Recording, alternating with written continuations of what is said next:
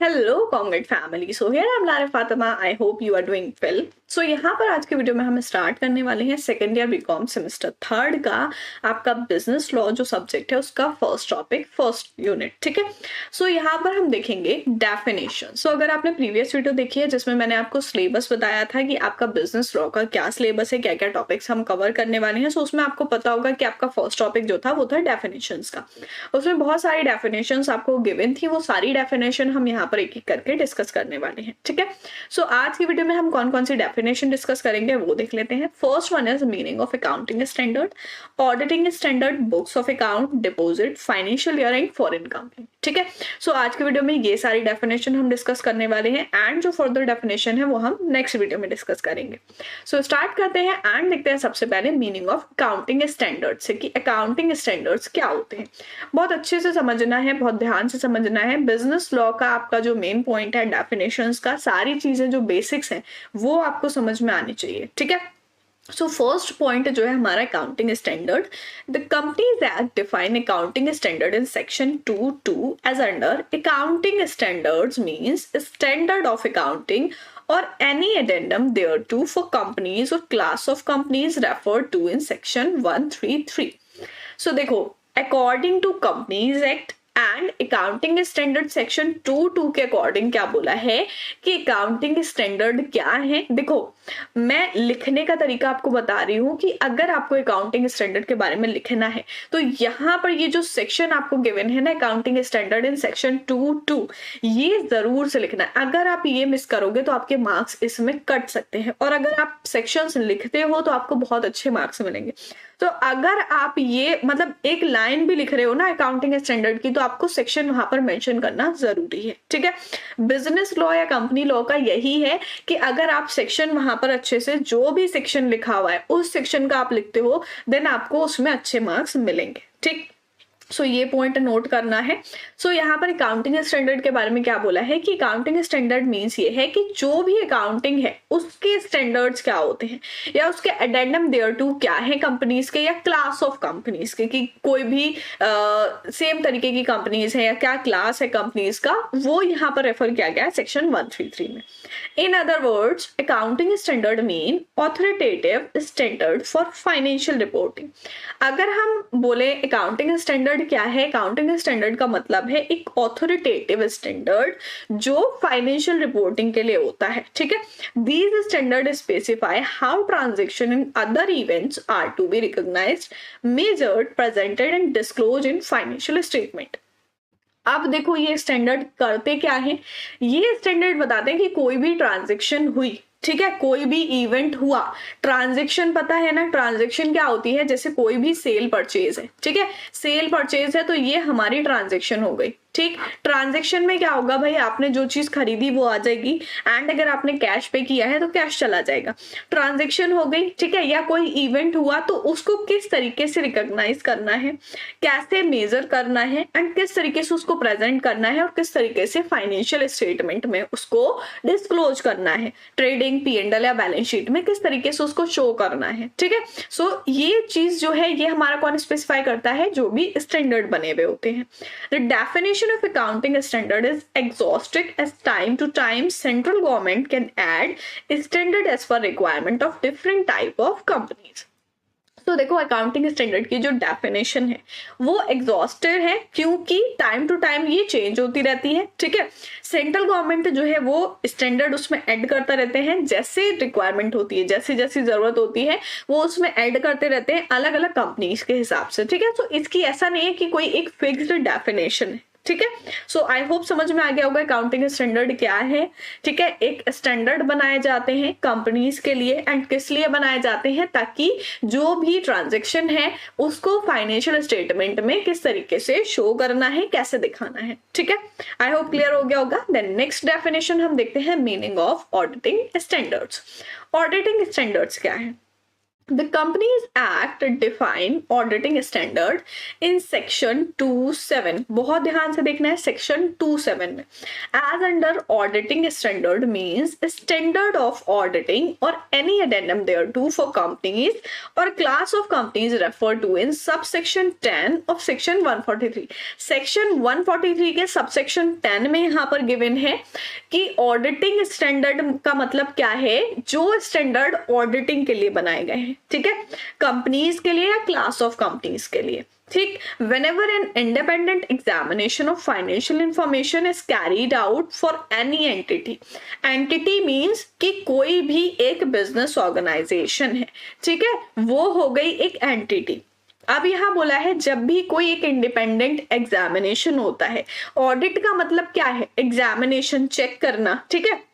तो independent examination जब होता है फाइनेंशियल इंफॉर्मेशन का, फाइनेंशियल इंफॉर्मेशन मींस कि जो भी चीजें, जो भी ट्रांजैक्शन हुई है इन टर्म्स ऑफ फाइनेंस, ठीक है, जो भी फाइनेंस है उसका इंडिपेंडेंट जो एग्जामिनेशन है वो किया जाता है किसी भी एंटिटी का, whether the business motive is to make profit और नॉट. अब यहाँ पर क्या बोला, चाहे वो नॉन प्रॉफिट ऑर्गेनाइजेशन हो, चाहे वो प्रॉफिट कमाने वाली ऑर्गेनाइजेशन हो, बिजनेस ऑर्गेनाइजेशन जो है उसका मोटिव प्रॉफिट हो या नहीं हो, ठीक है. Whether the size of entity is big और small.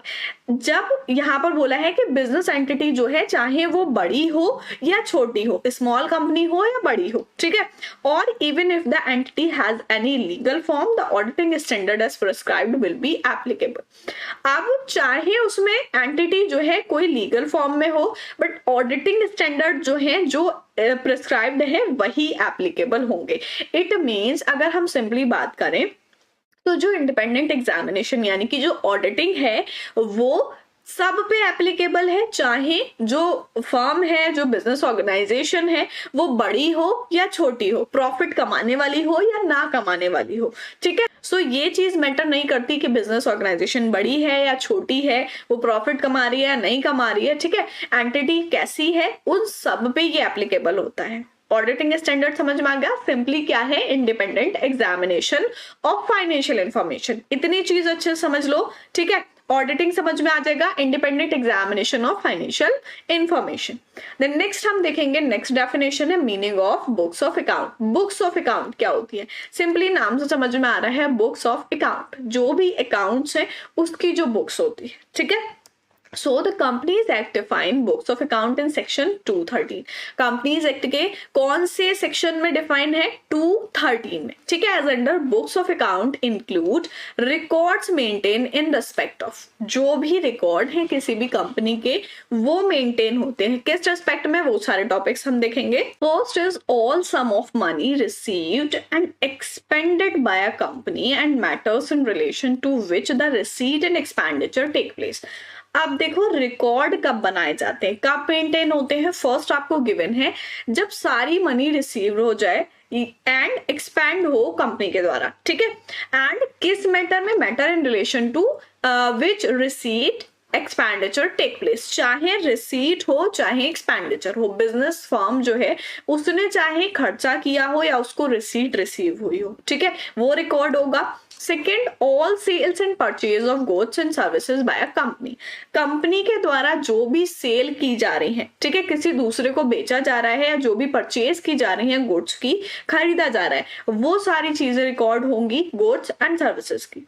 Then next is all asset and liabilities of the company. सारी एसेट एंड सारी लायबिलिटीज कंपनी की. एसेट लायबिलिटीज पता है, एसेट मीन्स कि जो भी पैसा बिजनेस फर्म को आना है, एंड लायबिलिटीज जो भी पैसा बिजनेस फर्म को पे करना है, वो दोनों चीजें इसमें रिकॉर्ड होती हैं. And the next is the item of cost as may be prescribed under section 148 in case of company which belong to class of company specified under that section.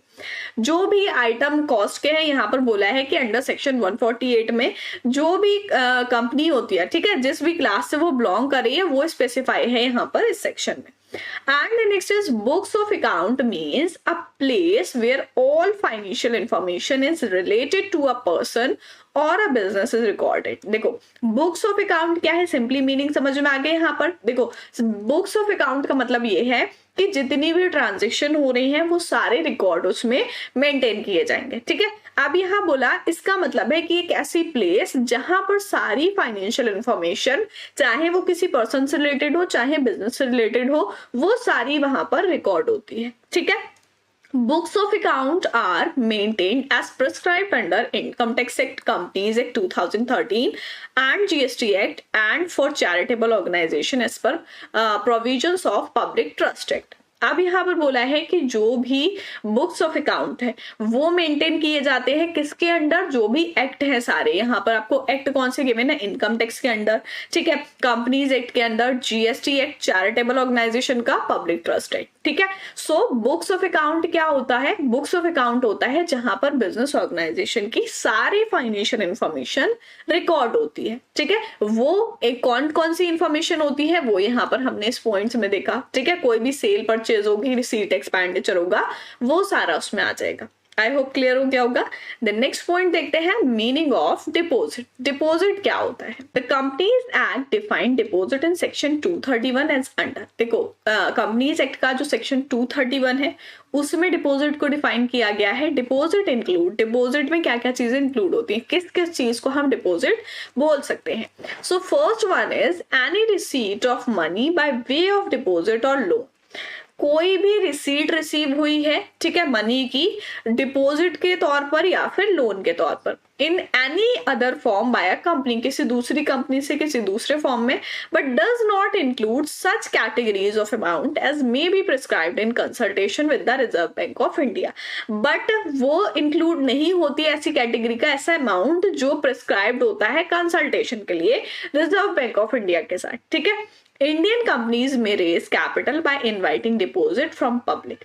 India की बहुत सारी कंपनी, आपने source of capital देखा होगा, तो source of capital में हमारा एक सोर्स होता है पब्लिक डिपॉजिट। ठीक है, सो वही यहाँ पर बताया कि जो इंडियन कंपनीज हैं वो अपनी कैपिटल जो है वो रेस करती हैं, इनवाइटिंग क्या करती हैं, जो पब्लिक होती है उसको इनवाइट करती हैं डिपॉजिट के लिए। ठीक है, when company receive deposit it has to maintain a register with detail about depositor and such register should be kept in registrar office of the company. क्या बोला है, जब कंपनी को डिपॉजिट रिसीव होता है तो ये एक रजिस्टर मेंटेन करती है जिसमें सारी डिटेल होती है डिपॉजिटर के बारे में, एंड वो रजिस्टर कहाँ रखा जाता है, रजिस्टर ऑफिस में। कि भाई अगर मान लो कोई एक कंपनी है, ठीक है, वो किसी से डिपॉजिट लेती है, ठीक है, इसने किसी भी एक पर्टिकुलर पर्सन से, किसी भी एक इंडिविजुअल से डिपॉजिट लिया, अब उस इंडिविजुअल की डिटेल तो इसको रखनी है ना, क्योंकि इसने डिपॉजिट लिया, एक टाइम बाद उसको पे करना है सारी चीजें। ठीक है, सो उसकी डिटेल इसको रखनी है, वो होता है डिपॉजिटर जो डिपॉजिट कर रहा है। ठीक है,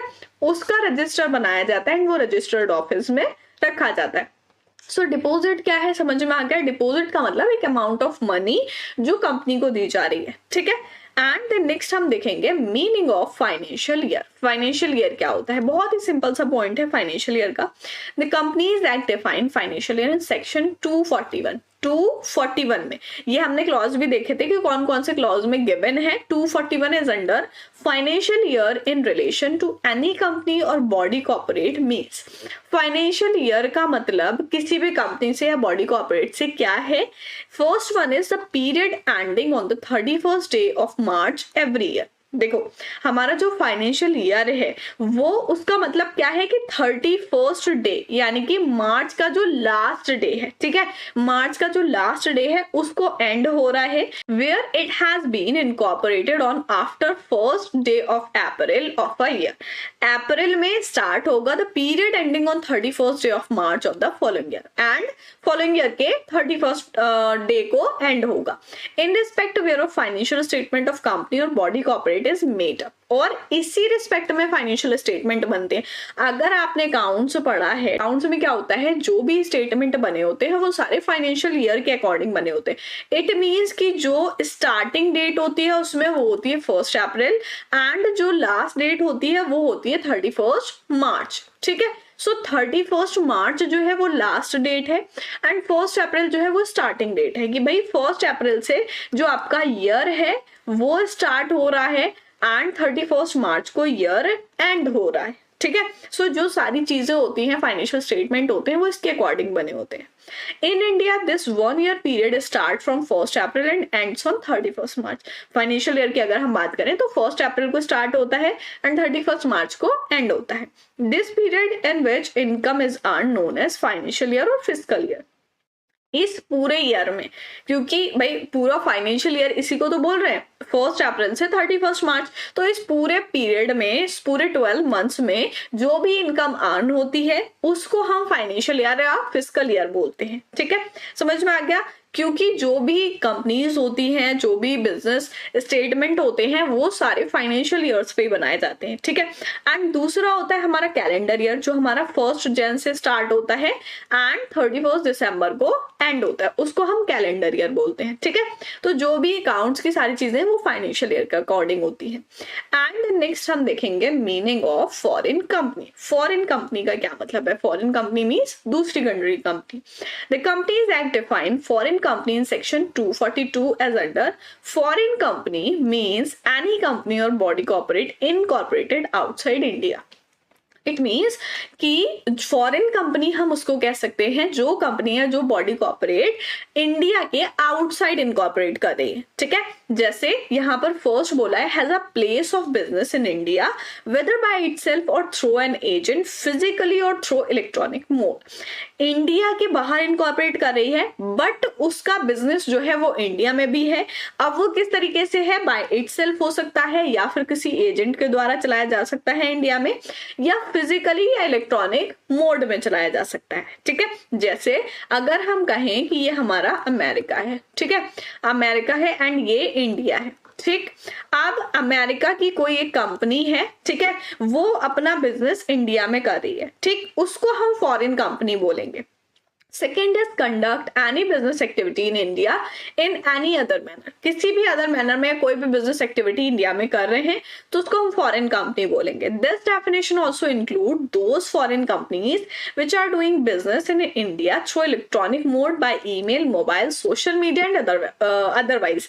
सो देखो, इसको हम जो फॉरेन कंपनीज है उसको क्या बोल सकते हैं कि इस डेफिनेशन में हमारी वो चीजें भी इंक्लूड होती हैं जो भी बाहर की कंपनीज हैं वो इंडिया में बिजनेस कर रही हैं इलेक्ट्रॉनिक मोड के द्वारा। इलेक्ट्रॉनिक मोड मीन्स कि बाय ईमेल या फिर मोबाइल या सोशल मीडिया के द्वारा। जैसे हम किसी ऐसी वेबसाइट से, ऐसी कंपनी से कोई भी चीज परचेज करते हैं जो इंडिया में नहीं है, इंडिया के बाहर, बट बाय सोशल मीडिया या बाय मोबाइल हम उस चीज को परचेज करते हैं। ठीक है, हम उसके कस्टमर बनते हैं, तो वो हमारी फॉरेन कंपनी कहलाएगी। जैसे एग्जांपल अगर हम लें तो अमेजन हो गया। ठीक है, अमेजन क्या है? फॉरेन कंपनी है, बट इंडिया में हम क्या करते हैं? उसको देखते हैं एंड उसको यूज करते हैं, क्योंकि वो अपना बिजनेस जो है वो इंडिया में भी चला रहा है। एंड एप्पल हो गया, ठीक है, सैमसंग हो गया। सो ये सारी कंपनीज क्या है?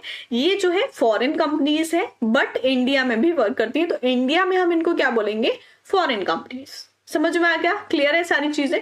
ठीक है, सो ये हमने डेफिनेशन पढ़ी। आपका फर्स्ट लेक्चर था बिजनेस लॉ का, जिसमें डेफिनेशंस के बारे में हमने डिस्कस किया। फर्स्ट हमने देखा अकाउंटिंग स्टैंडर्ड के बारे में, देन हमने ऑडिटिंग स्टैंडर्ड देखा, बुक्स ऑफ अकाउंट क्या होता है, डिपॉजिट क्या होते हैं, एंड फाइनेंशियल ईयर क्या होता है, और फॉरेन कंपनीज क्या होती है। सो आई होप सारी चीजें बहुत अच्छे से क्लियर हो गई होंगी। जो भी फर्दर डेफिनेशंस है वो हम सेकेंड लेक्चर में करेंगे। सो मिलते हैं नेक्स्ट वीडियो में, तब तक के लिए गुड बाय।